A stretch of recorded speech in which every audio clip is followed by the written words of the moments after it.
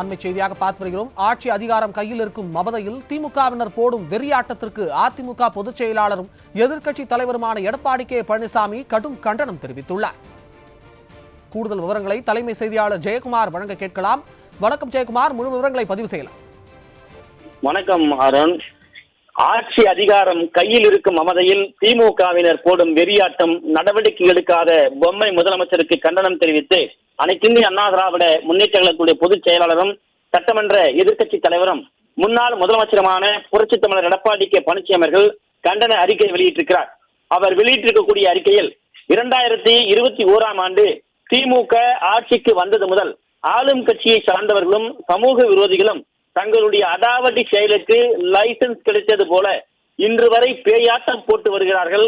தங்களை கேள்வி கேட்பதற்கோ தங்கள் மீது நடவடிக்கை எடுப்பதற்கோ யாருக்கும் அதிகாரம் இல்லை என்ற மமதையோடு செயல்பட்டு வருகிறார்கள். ஒரு சில சம்பவங்கள் நடவடிக்கை எடுப்பது போல இந்த பொம்மை முதலமைச்சர் ஸ்டாலின் பாவலா காட்டுகிறாரே தவிர உண்மை குற்றவாளிகளை தப்பிக்கக்கூடிய அளவிற்குத்தான் ஒப்புக்கு நடவடிக்கை எடுக்கப்படுவதாக அனைத்திந்திய அண்ணா திராவிட முன்னேற்ற கழகத்துடைய பொதுச் செயலாளரும் சட்டமன்ற எதிர்க்கட்சி தலைவரும் முன்னாள் முதலமைச்சருமான புரட்சித் தமிழர் எடப்பாடி கே பழனிசாமி அவர்கள் குற்றம் சாட்டியிருக்கிறார். இந்த நிலையில் நேற்று 22/2/2026 ஓசூர் அன்னை அரவிந்த் நகரைச் சேர்ந்த திரு சிவமூர்த்தி அவர்களுடைய வீட்டின் முன்பாக இருசக்கர வாகனங்கள் நிறுத்தப்பட்டதை காரில் வந்த ஆதித்யா மற்றும் அவரது 2 நண்பர்கள் கேள்வி கேட்டதாகவும், தொடர்ந்து ஏற்பட்ட வாக்குவாதத்தில் அவர்கள் காரை ஓட்டிச் சென்று திரு சிவமூர்த்தி, திரு கிருபாகரன், திருமதி அம்சவல்லி மற்றும் 6 மாத குழந்தை ஆகியோர் மீது மோதி இருக்கிறார்கள். இதில் குழந்தை லேசான காயம் ஏற்பட்ட நிலையில் காயமடைந்த பெரியவர்கள் 3வரையும் மீட்டு ஓசூர் அரசு மருத்துவமனைக்கு அனுப்பி வைக்கப்பட்டிருக்கிறார்கள். படுகாயமடைந்த சிவமூர்த்தி மருத்துவமனைக்கு செல்லும் வழியில் பரிதாபமாக உயிரிழந்திருக்கிறார். மரணமடைந்த திரு சிவமூர்த்தி அவர்கள் தொழிலாளர் நலத்துறை உதவி ஆணையர் அலுவலகத்திலே ஆய்வாளராக பணியாற்றி வந்ததாகவும், காயமடைந்த அவருடைய மகன் மற்றும் மருமகள் படுகாயங்களோடு மருத்துவமனையில அனுமதிக்கப்பட்டு இருப்பதாகவும் சிகிச்சை பெற்று வருவதாகவும் செய்திகள் தெரிவிக்கின்றன என்று குறிப்பிட்டிருக்கிறார். அரசு ஊழியர் சிவமூர்த்தியை காரை ஏற்றி கொன்றதாக அறியப்படும் ஆதித்யாவினுடைய தந்தை சீனிவாசன் திமுகவிலே கிருஷ்ணகிரி மேற்கு மாவட்ட பொதுக்குழு உறுப்பினராக இருந்து வருகிறார் என்பது குறிப்பிடத்தக்கது.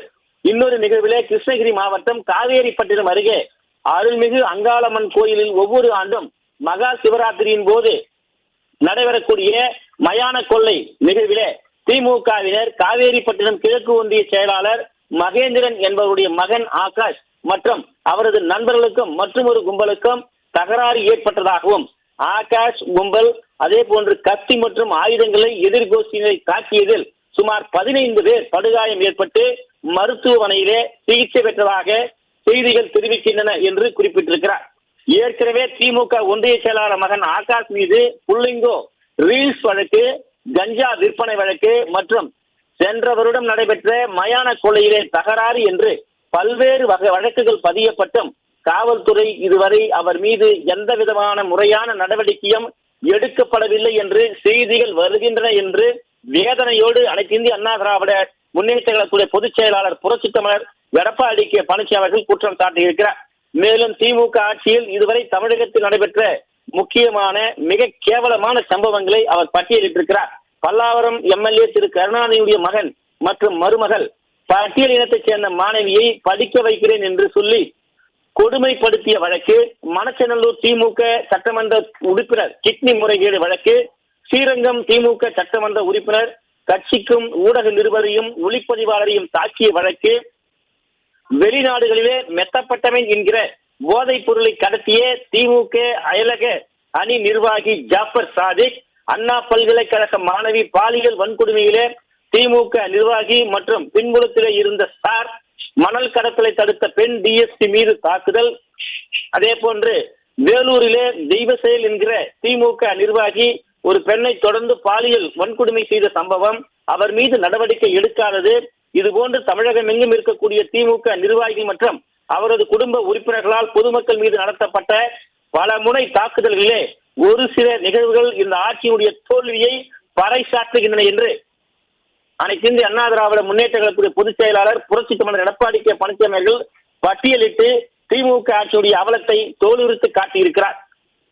மேலும் விவசாயிகளுடைய நலனில் அக்கறை காட்டாத திமுக அரசு பெண்களுடைய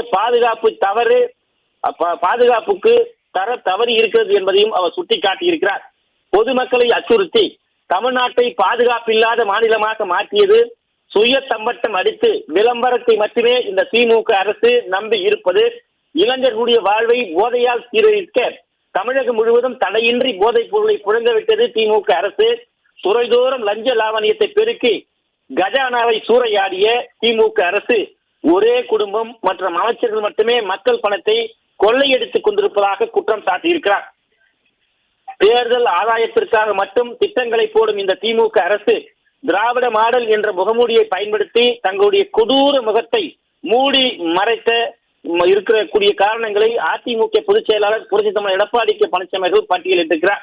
விடியா திமுக ஆட்சியுடைய தோல்விகளை இதுபோல அடுக்கிக் கொண்டே போகலாம் என்றும் தமிழ்நாட்டை தலைகுனிய விடமாட்டோம் என்று சொல்லிவிட்டு 2G ஊழல் முதல் டாஸ்மாக் போலி மதுபான பார்கள், நகராட்சி மற்றும் குடிநீர் வழங்கல் துறையுடைய பணியாளர் நியமன ஊழல், கனிம வள கொள்ளை போன்ற எண்ணற்ற ஊழல்களை செய்து தமிழ்நாட்டு மக்களுடைய தலையை தொங்கவிட்ட பொம்மை முதலமைச்சர் ஸ்டாலின் மக்கள் விரோத தீய சக்தி திமுக அரசு இனி தொடரக்கூடாது. தமிழ்நாட்டில் நலன் கருதி மக்கள் இந்த அரசை தூக்கி எறியப்பட வேண்டிய ஆட்சி என்பதையும் ஸ்டாலின் விடியா திமுக அரசு விரைவிலே இதனை புரிந்து கொள்ளும் என்றும் அதிமுக பொதுச் செயலாளர் புரட்சித் தலைவர் எடப்பாடி கே பழனிசாமி அவர்கள் தெரிவித்திருக்கிறார்.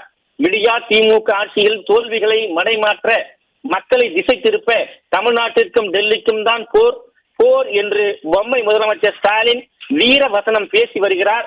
இவரது மந்திரிகள் மீது நடக்கும் லஞ்ச லாவண்ய வழக்குக்காக நீதிமன்றம் மற்றும் உச்ச நீதிமன்றம் என்று ஓடிக்கொண்டிருக்கும் நிலையை மாற்ற 24ஆம் புலிகேசி போல தினமும் ஒரு சவடால் விட்டுக் கொண்டிருக்கிறார் பொம்மை முதலமைச்சர் என்று குற்றம் சாட்டியிருக்கிறார். தமிழகத்தை புதகுழியில் தள்ளிய திரு ஸ்டாலினுக்கு அனைத்திந்திய அண்ணா திராவிட முன்னேற்ற கழகத்துடைய பொதுச் செயலாளர் புரட்சித் தலைவர் எடப்பாடி கே பழனிசாமி அவர்கள் கடும் கண்டனம் தெரிவித்திருப்பதாக தெரிவித்திருக்கிறார்.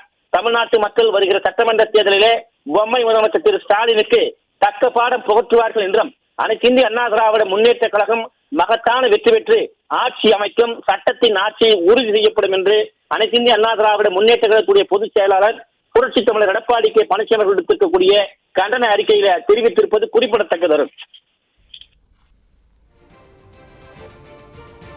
விவரங்களுக்கு நன்றி ஜெயக்குமார்.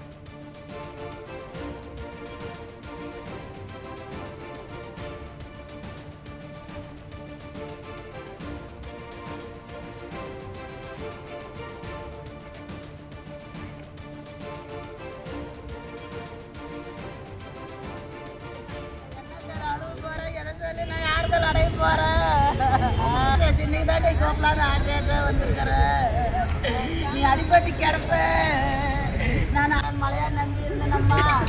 அவர் இருந்தா போது பார்த்துட்டுங்க